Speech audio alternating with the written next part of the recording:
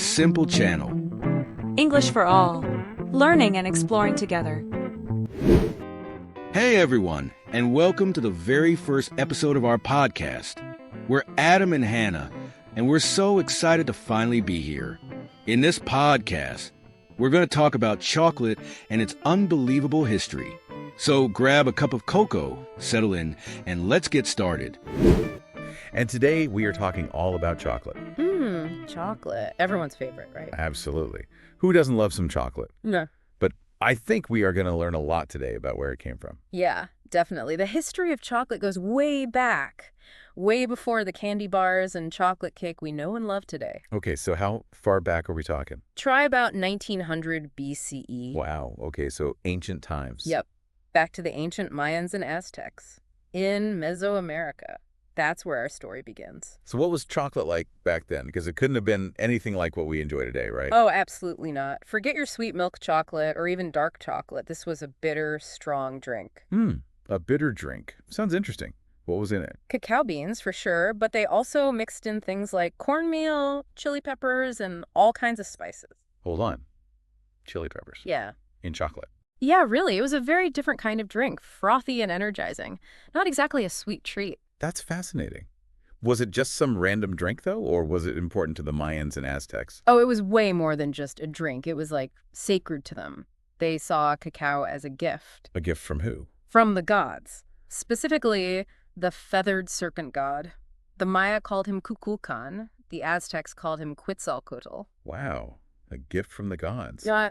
That explains why they took it so seriously, I guess. Exactly. It wasn't just about taste or even energy. Cacao was woven into their entire culture and society. They used it in religious rituals, important ceremonies, even as currency. Cacao beans is money. That's amazing. Right. Imagine paying for your groceries with cacao beans. It just shows how valuable and important it was to them, like a symbol of luxury and power. Okay, so we've got this ancient drink. It's spicy. It's important. It's used for all sorts of things. How does it go from that to becoming the chocolate we know today? What's the next chapter in the chocolate story? Well, for that, we need to fast forward a few centuries to the 1500s. And that's when chocolate makes its big journey across the Atlantic Ocean all the way to Europe. And how does it happen? Who brings it over? Well, the story goes that Hernán Cortés, the Spanish conquistador, encounters the Aztec emperor Moctezuma in 1519. Oh, yeah, I've heard of Moctezuma. And Cortés, he wasn't exactly known for being friendly, was he? Not really, no. But that's a whole other story. Anyway, during this encounter, Moctezuma offers Cortés a very special drink, served in golden goblets. Yep, you guessed it, chocolate. 50 jugs of it. 50 jugs of chocolate in golden goblets. That's a serious chocolate flex. I wonder what Cortés thought of it, especially that bitter, spicy version. You know, we don't have his tasting notes, but we do know that those early accounts of chocolate brought back to Europe by Cortés and other explorers, they definitely piqued people's interest. I bet. It was this exotic drink from a mysterious new world. It must have seemed almost magical. Exactly. Plus, there were all sorts of stories circulating about its effects, fueled by reports from missionaries who observed the native customs and rituals surrounding chocolate. Some of these stories were a little, shall we say, exaggerated. Oh, what kind of stories? Well, let's just say that chocolate quickly gained a reputation as an aphrodisiac in Europe. Interesting. Is there any truth to that? Well, maybe a tiny bit. Cacao does contain some compounds that can have mild stimulating effects. But the aphrodisiac thing was probably blown way out of proportion thanks to the mystique surrounding chocolate at the time. So was chocolate an immediate hit in Europe? Did everyone start drinking it right away? Not quite. You have to remember, this was still that bitter, spicy version. It wasn't exactly love at first sip for most Europeans. In fact, they initially used it mostly for medicinal purposes because of its bitterness. Oh, so it was medicine first and then a treat. Exactly.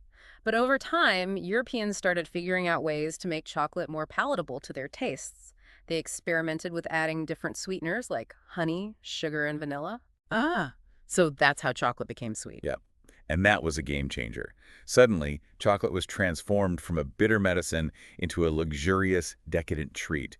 It became super popular among the Spanish aristocracy and slowly spread throughout Europe.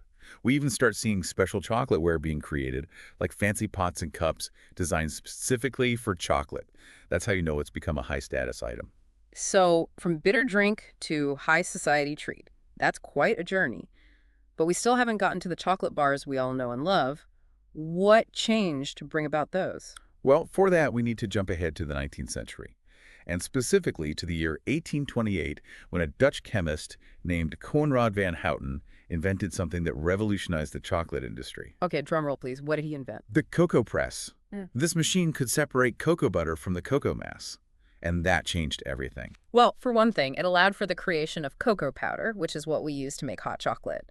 But even more importantly, it paved the way for the production of solid chocolate. By controlling the amount of cocoa butter, you could create a smooth, melt-in-your-mouth chocolate that could be molded into bars. So that's how we got the chocolate bar. What an invention. Yeah, But I'm guessing the story doesn't end there. of course not.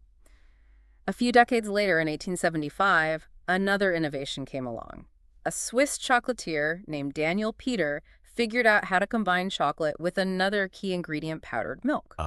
And that gives us... Milk chocolate, the creamy, sweeter chocolate that's a favorite for so many people around the world. Wow, so in just a couple of centuries, we go from a bitter, spicy drink in Mesoamerica to the invention of the chocolate bar and milk chocolate. That's an incredible transformation. But how does chocolate become the global phenomenon it is today? Well, the 20th century saw a huge shift in the way chocolate was produced. New technologies and mass production techniques made chocolate much more affordable and accessible to the average person. It was no longer just a luxury for the elite. That makes sense. Yeah. Mass production usually brings prices down, right? Exactly.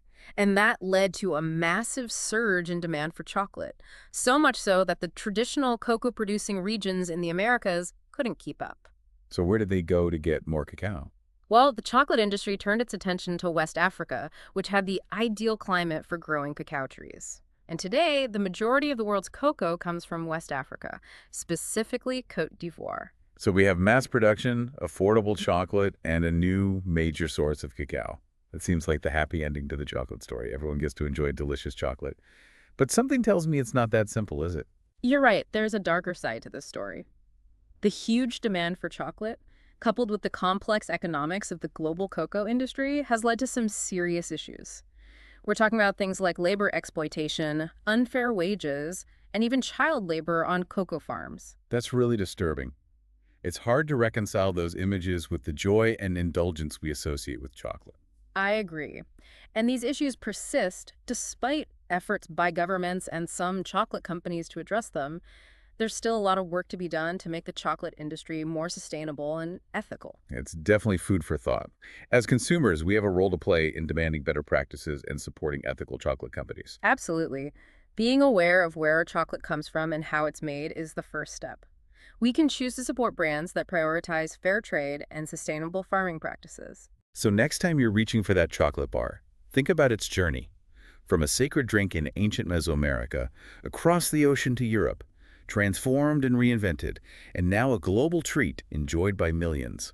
But remember, the hidden costs and the people behind its production. Make informed choices and savor that chocolate with a bit more awareness. Well said. All right, folks, that's our deep dive into the fascinating and complex world of chocolate.